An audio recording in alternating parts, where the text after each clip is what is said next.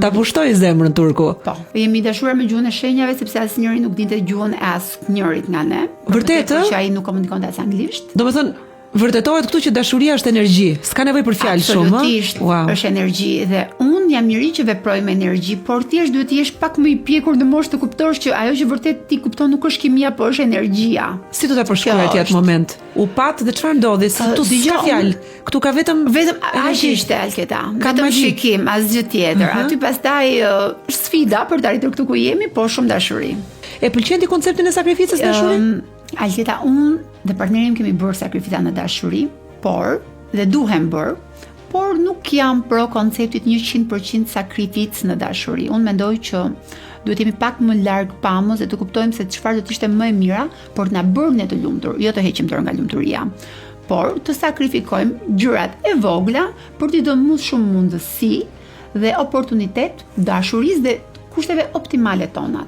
Kur u ktheve nga Turqia në Tiranë dhe vendose të rikthehesh këtu në vendin tënd, më the që ke kaluar një periudhë nga më të vështira të jetës tënde. Pse? Ka qenë periudha më e vështirë e jetës time sepse unë nuk kisha mësuar dhe nuk e kisha kuptuar se sa e vështirë është të përballësh me mundësitë e punësimit, me të pasurit vështirësi ekonomike. Ka pasur raste që nuk i gjeja ose më saktë kërkoja për të gjetur 30 lekë që kushtonte autobusi në çantë. Më vjen keq, por mendoj që ka qenë një fazë që na shtyu të ishim më kërkues ndaj vetes dhe të bëjmë hapa për të na çuar dhe për të merituar mundësitë që ne i ofrojmë vetes tonë tani. Pastaj erdhi bereqeti, më pëlqen kjo fjala bereqet, është si begati, kështu si mbarsi. Bereqeti është vërtet fjalë shumë e bukur dhe për ne ka filluar kur im shoq vendosi që ne të hapim një klinikë estetike. Ai më tha, Klea, you lead the lead dhe unë kam besim të plot te ty që ti mund t'ja dalësh të bëhesh shumë e suksesshme.